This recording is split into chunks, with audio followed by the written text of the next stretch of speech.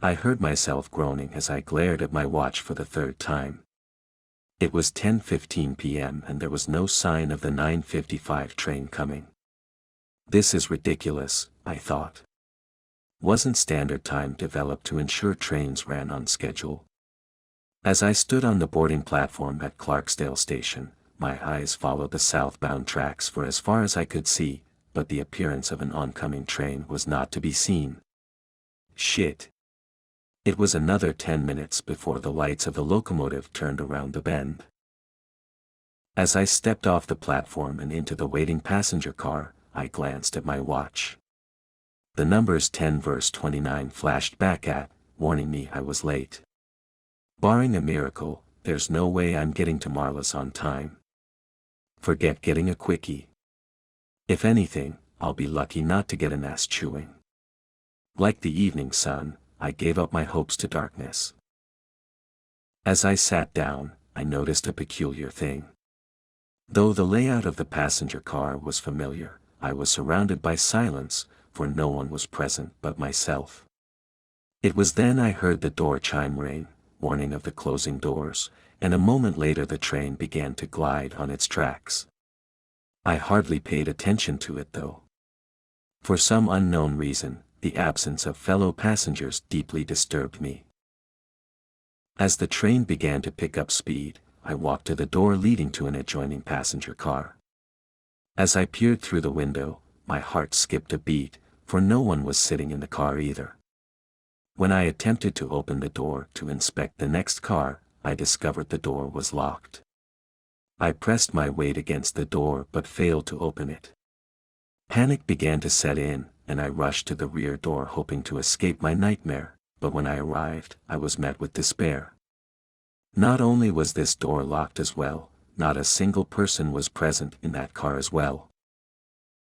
At that moment, the train whistle blew, warning those ahead of its approach, reminding me there's an end to this ride. So, I sat back down and decided to wait it out. I pulled out my iPhone and tried to distract myself with it, but it only took a minute to throw that idea out the door. No bars available, so no internet nor phone coverage. Shit. Resisting the urge to throw the phone against the wall, I tucked it back in my pocket and surrendered to my deepest thoughts. The first person who came to mind was Marla. It's only been 2 months since they met, and already we're talking about living together. At first, she resisted the idea of doing that, but being who I was, I wouldn't take no for an answer. My apartment was big enough to hold both of our stuff, but if it turned out it wasn't, I told Marla the Salvation Army would take whatever wouldn't fit.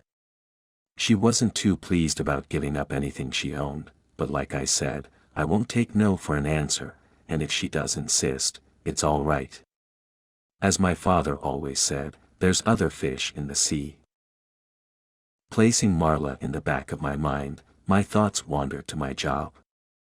Most people think being an IT guru is the ideal job.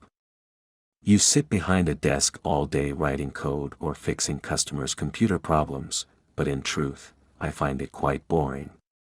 Writing code gives me insomnia, and the idea of fixing computer problems for repulsing customers is like chugging castor oil. If there was a best time to be at work, it was when I went home for the day.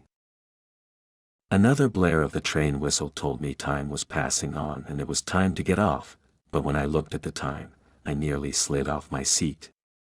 It was still 10:29 p.m. Disbelief settled in my bones, as I shook my watch hoping it was stuck. But being digital, shaking my watch had no effect. The watch continued to flash at 10:29. I began staring out the window hoping to see a familiar sight, but since the skyline was enveloped in the darkness of the night, I failed to see a thing. Panic began to creep in. Why hasn't the train stopped, even once? Then, a dark thought emerged from the shadows of my mind. How far can it go before running out of track? Considering how quickly it was rocking back and forth, I figured we were going at least 60 miles per hour. I pulled my phone out and watched my fingers tremble as I tried to dial 911, but like before, it failed to connect. How is this possible? My phone never had a problem calling from the train before. This time I succeeded in throwing the phone against the wall and watched it break into several pieces. There must be something I can do. Searching for any means of escape, I spotted the emergency stop switch. I braced myself to prepare for the sudden stop, but when I yanked down the handle, nothing happened. In fact, the train picked up speed. I lunged at the door and tried prying it open, but I only succeeded in twisting my fingernails back. It was hopeless. My shoulder slid down the door as I fell to my knees, and tears streamed down my cheeks. As I lay there curled up in the fetal position, I heard the door opening. When I discovered the silhouette of a man standing over me, I thought I was staring at a ghost. He was so thin and tall, and with his pasty pale skin taut around his face, I wasn't sure if he was even human. Still, I was relieved, for I wasn't alone.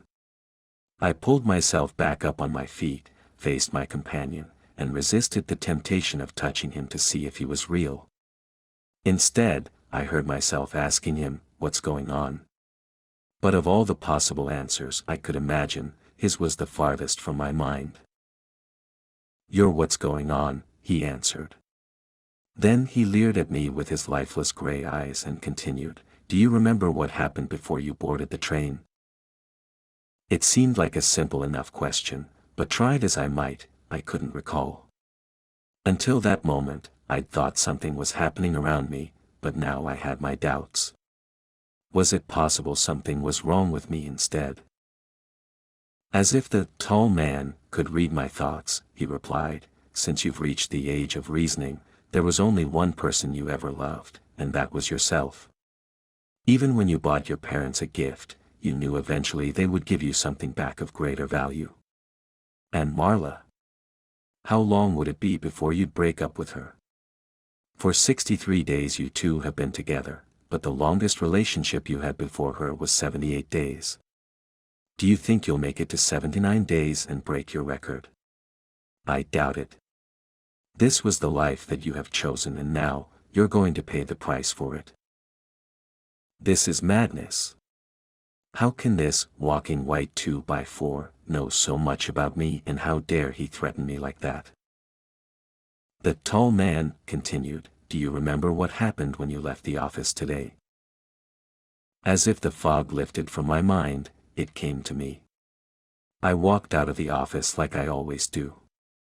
It was drizzling rain, and I was in a hurry to get out of it. When I reached a crosswalk, a beggar came up to me and asked for $1. I told him sorry, but he pushed himself up against me and asked again. I pushed my arms out and thrusted him away. I remember saying something like, "Back up, dirtbag. I don't have time for your shit. I've got a train to catch." Then, the fog settled in again. Strange, I can't remember what happened after that. I'll tell you. George, that homeless guy you pushed. When he fell to the ground, he snapped. As you started to walk away, he walked up behind you and stabbed you in the back. As he ran off, disappearing in the shadows, you fell to the ground and bled to death before an ambulance arrived. You, my friend, are now living out your last wish. I heard myself whispering, "He stabbed me 3 times. And now you're on your train. I'm dead. It all makes sense."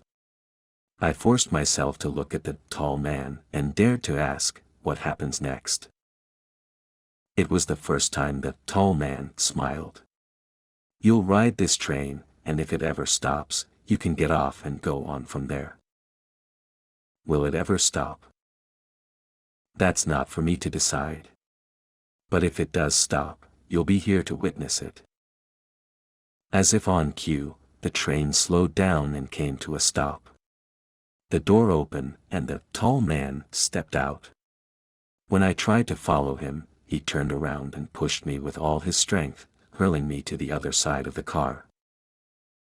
As I laid there sprawled on the floor, the last words he spoke to me were, "This isn't your stop." Before the door closed, I was able to see the sign displaying the name of the station. Clarksdale was written on it, and the digital clock next to the sign was flashing 10:29 p.m. Then, I heard the hissing sound of the brakes being released and the train began its ascent to 60 miles per hour. Trapped and alone, I had nothing but the pieces of my broken phone to keep me company. As I sat there, I came to realize I had an eternity to wrestle with my unanswered question. Will this train ever stop? I was afraid to hope, but at the same time, I feared sinking into despair. So, I sat there motionlessly, ever gazing out the window, watching the shadows of unrecognizable objects pass me by.